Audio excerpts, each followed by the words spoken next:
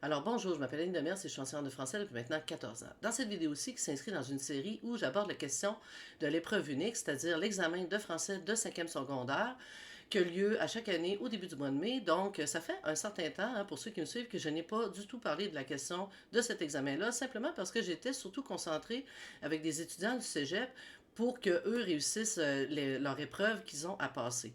Mais au bout de 14 ans, il est arrivé quelque chose. On s'est rendu compte avec certains étudiants que on peut utiliser le dictionnaire, en fait, je devrais dire, on doit utiliser le dictionnaire, non pas seulement juste pour corriger ses fautes d'orthographe, mais bien pour formuler ses idées. Donc, avant de vous montrer tout ça, je veux vous ramener à la grille d'évaluation. Donc, tout ce que je vous présente ici va être par les liens cliquables. Vous allez pouvoir les retrouver en cliquant par les liens dans le descriptif de la vidéo. Donc, ici, vous avez la grille d'évaluation de 5e secondaire que vous retrouvez sur le site officiel du ministère, que moi, j'ai synthétisé comme ça ici pour ceux qui connaissent ma pratique.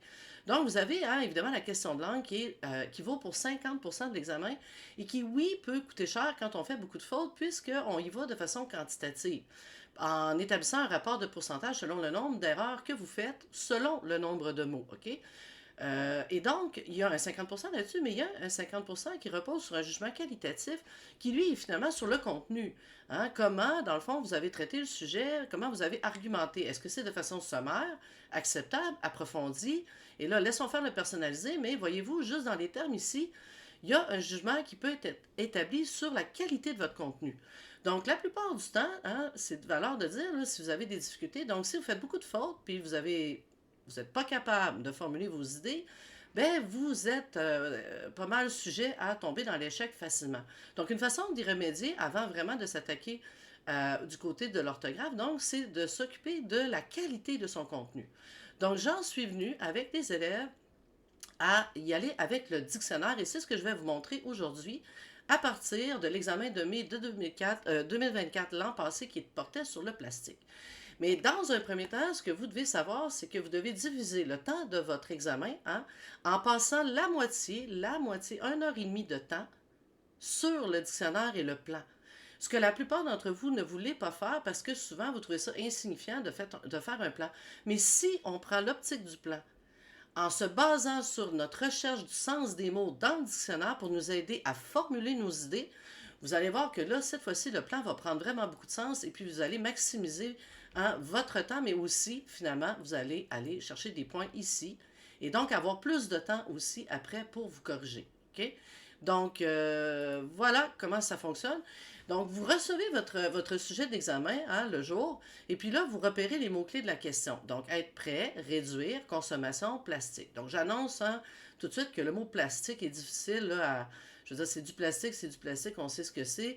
Donc, il n'y a pas non plus vraiment de synonyme, à moins que vous m'en trouviez, j'apprécierais. Donc, être prêt, je m'excuse pour le tréma ici. Donc, être prêt, c'est être disposé, être préparé, avoir l'intention de. Donc, je vous annonce tout de suite que moi, je vais prendre le camp du pour l'objet de ma démonstration, mais que dans le cas du contre, là, si on n'était pas prêt à réduire notre consommation du plastique, on pourrait dire que ça repose sur l'intention, par exemple, de notre gouvernement qui ne met pas de mesures en place pour nous aider à être disposés. Donc, on pourrait jouer là-dessus, et c'est comme ça que je veux vous montrer. Donc, si vous voulez, je pourrais faire le côté du contre, vous me le direz, mais c'est vraiment pour vous montrer que à l'intérieur des définitions des mots, on retrouve finalement nos arguments. Donc, comme quoi tout est interrelié dans la langue. Donc, être disposé, et puis ici, on a vouloir, former l'idée et avoir étudié les moyens. Donc, moi, pour être dans le camp du pour, je vais beaucoup axer mes arguments sur le fait qu'on a étudié, on a trouvé des moyens. Donc, le mot réduire, donc je vous apporte les deux premiers sens, donc diminuer l'importance, qui nous apparaît assez évident, ou reproduire quelque chose en plus petit. Je ne sais pas si c'est fait, je n'ai pas trouvé d'informations là-dessus, comme réduire une photo, donc par exemple réduire les particules de plastique. Je ne sais pas si ça s'est fait.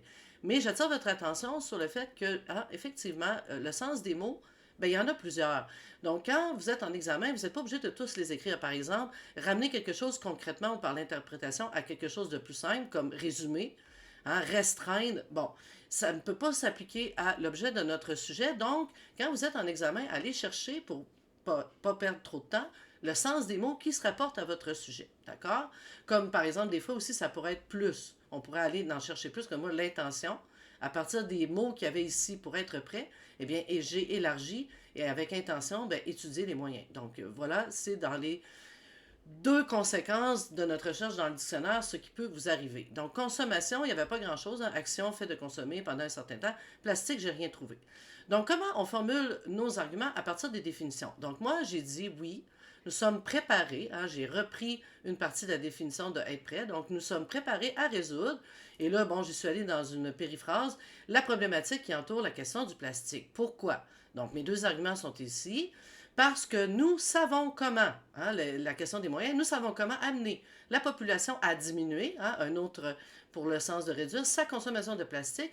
Et là, ça, c'est quand vous, là, dans le fond, vous faites vos recherches, quand vous lisez les documents, vous avez tout de suite, vous repérez les preuves, vous repérez les faits qui vont venir appuyer vos propos.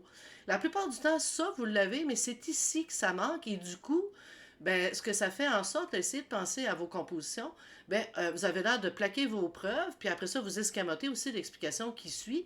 Ça, je ne la montre pas là ici, mais si vous voulez, je pourrais faire comme toute une démonstration complète d'un argument en soi, tout au complet à partir des définitions. Mais bon, si je reviens à l'idée, c'est ça. Donc, mon premier argument, c'est celui-là, et le deuxième, parce que nous avons trouvé, voilà, un moyen qui permet de diminuer, et là, diminuer l'importance, mais là, je suis allée avec diminuer l'impact des particules de plastique sur l'environnement, et là, avec une preuve factuelle, grâce au projet The Ocean Cleanup, pardon pour mon accent, en effet, une équipe de chercheurs, chapeautée par l'inventeur néerlandais, âgés seulement de 18 ans, ont inventé une barrière flottante qui permettrait de réduire, bon, c'est pas de réduire comme la photo ici, c'est juste qu'ils ramassent les particules un peu, puis là, ils les enlèvent de l'océan, puis là, après, ils vont les détruire ailleurs sur la terre ferme. Donc, c'est pas écrit ici, là, mais c'était ce que j'ai lu. Donc, voilà, c'est la stratégie que j'ai trouvée avec des étudiants du cégep. En partant du dictionnaire et des définitions, eh bien, on formule nos arguments. Et puis, du coup, hein, quand on arrive ici dans la qualité du contenu, le correcteur, quand il regarde globalement votre texte, au lieu de dire c'est un peu sommaire, hein, la façon qu'il a traité le sujet, eh bien, il va plutôt, au lieu de décoter, bien, il va surenchérir. Il va y aller vers l'acceptable, il va y aller vers l'approfondi. Puis un jour, si vous voulez, vous me le demanderez, je vous montrerai comment tomber dans le personnalisé pour aller chercher encore plus de points. Donc, voilà, c'est ce qui termine ma vidéo aujourd'hui sur la stratégie avec le dictionnaire pour vous, les élèves de 5e secondaire. Et je vous annonce aussi, tout en remerciant ceux qui s'abonnent à ma chaîne, j'ai atteint le cap des 200, donc je vous annonce que je vais opter aussi pour les short vidéos. Donc, toutes les vidéos que j'ai faites pour vous donner des stratégies, ben, je vais les condenser entre 40 secondes pour, dans le fond, vous aider encore plus de façon synthétique à réussir les épreuves de français. Alors voilà, je vous remercie et puis je vous souhaite surtout un franc succès.